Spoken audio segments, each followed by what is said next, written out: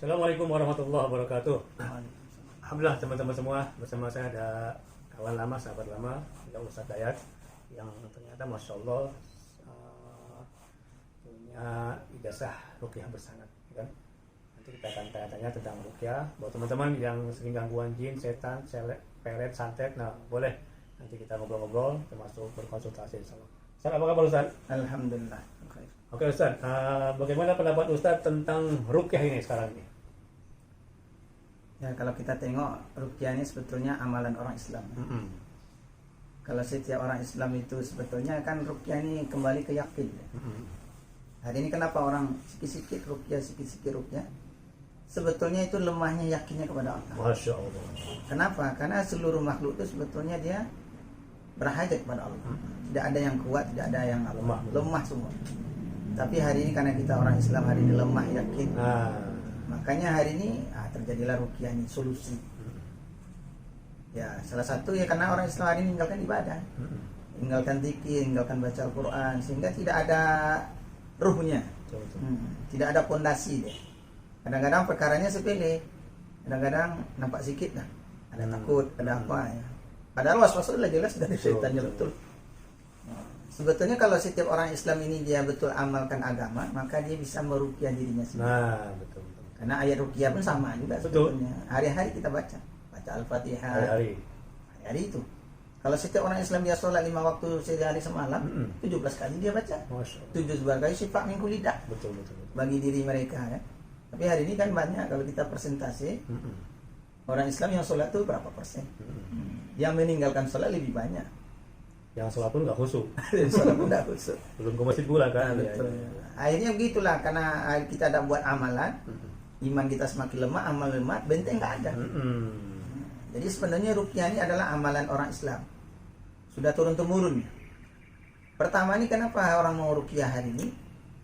Karena lemahnya yakin. Yakin perkara yang nampak, yakin yang begini.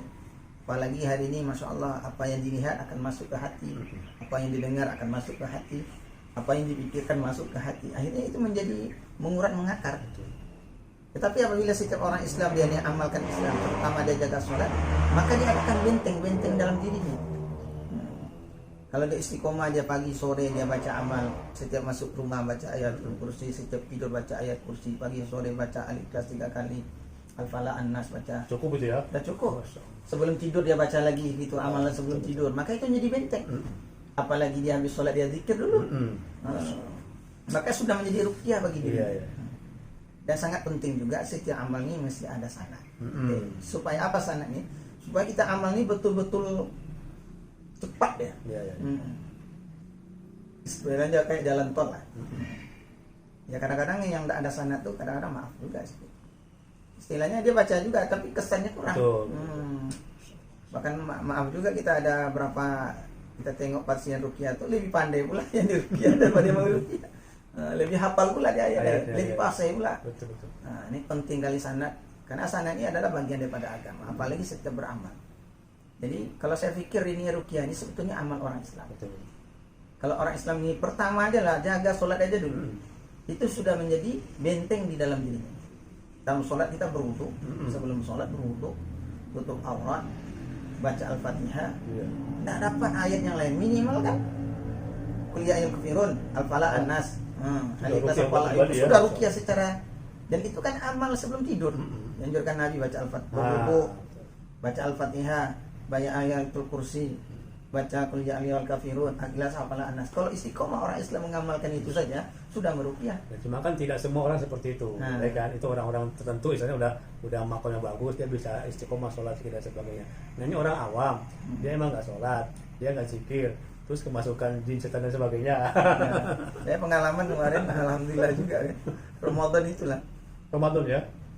Non muslim dia datang masjid, Pak tolonglah Pak. Di mana di perempuan pula kan.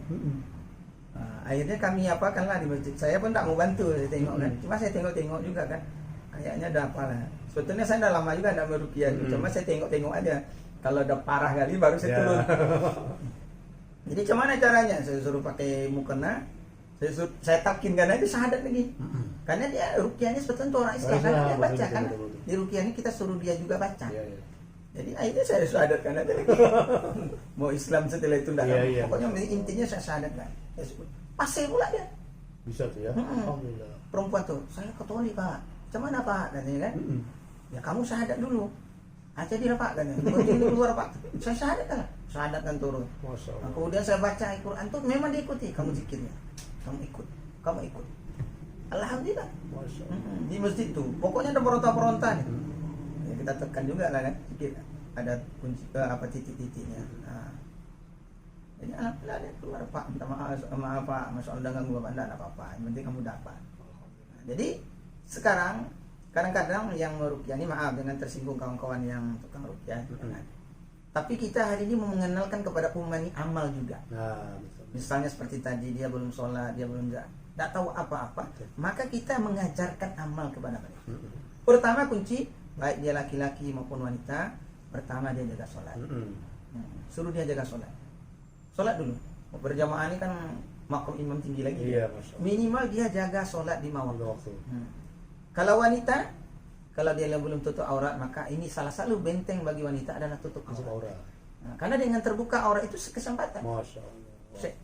Wanita ini kalau dua keluar rumah ada siksa itu, setan itu udah ngiringi dia. Nah, semua sendi-sendi apa pun sudah. Apalagi memang dia kosong. Kadang-kadang kita di lapangan meruqyah itu banyak perempuan. Makanya saya takut juga kalau meruqyah perempuan, juga takut juga sedikit. Nah, kalaupun kita diminta, kita panggil keluarganya, ada mahramnya di sana, istrinya yang diruqyah atau adiknya, bapaknya atau suami atau abangnya duduk dengan kita. Jangan kita dibiarkan berdua. Nah, karena ini masya Allah, setan pun menggoda juga. Harus menggoda. Oke teman-teman semua ya, jadi luar biasa bahwa setiap orang Islam itu sudah ada bakat untuk meruqyah diri sendiri kan, dan amalan-amalan itu luar biasa untuk benteng diri kita.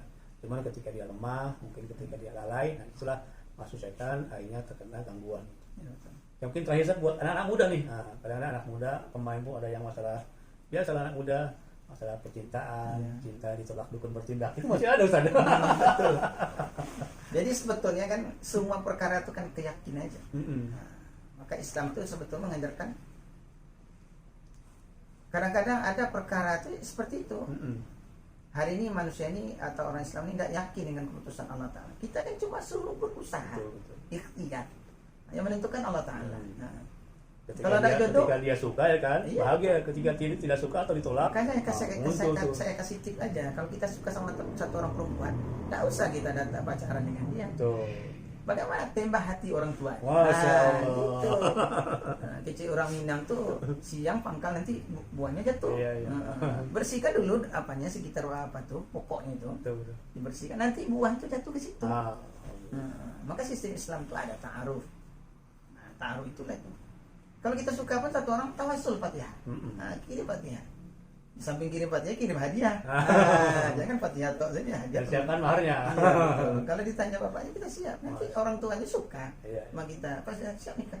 Ya, belum lagi Pak. Ini yang jadi Pak. Oke teman-teman semua, khususnya para pemuda dimanapun Anda berada, tetap bentengi diri dengan iman dan amal soleh, jaga sholat lima waktu. Untuk lebih lanjut kalau ada pertanyaan silakan klik di komentar, insya Allah kita akan jawab dan sudah kesempatan. Terima kasih atas waktunya. Assalamualaikum warahmatullahi wabarakatuh.